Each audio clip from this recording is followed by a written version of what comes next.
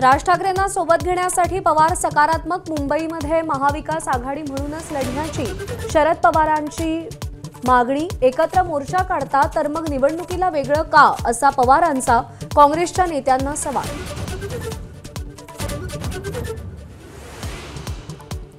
एकला चलो रेचा नारा देणाऱ्या काँग्रेसला सोबत घेऊन महाविकास आघाडीत लढण्यासाठी उद्धव ठाकरे प्रयत्नशील। मुंबई महापालिकेसाठी वज्रमूठ आणखी घट्ट करण्याचा ठाकरेंचा निर्धार। शरद पवारही सकारात्मक असल्याची माहिती।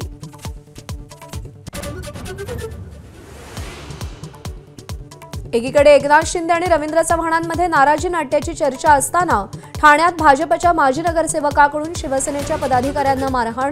नौपाडा पोलिसात तक्रार दाखल।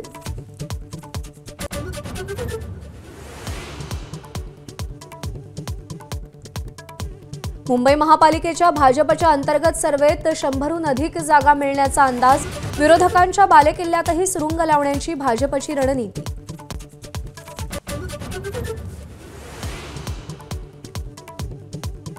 सलील देशमुखांकडून शरद पवारांच्या राष्ट्रवादीचा राजीनामा।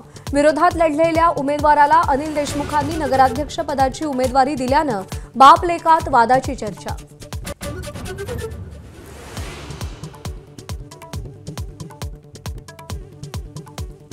नगरपालिका आणि नगरपंचायतीच्या निवडणुकांचे अर्ज माघारी घेण्याचा आजचा शेवटचा दिवस। अनेक बंडखोर आणि अपक्ष उमेदवारांच्या मनधरणीचे प्रयत्न सुरू। काय समीकरण ठरणार याची उत्सुकता।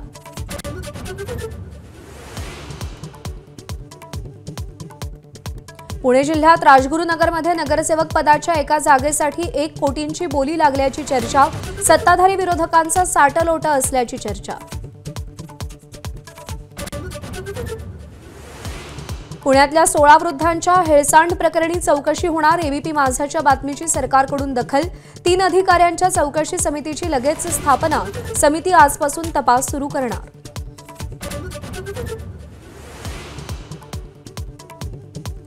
पुण्यात अनेक दिवस उघड्यावर ठेवलेल्या 13 वृद्धांची सुटका। दादासाहेब गायकवाडकडे ससून रुग्णालयानं सोपवलेल्या एका वृद्धाचा मात्र पत्ता लागेना।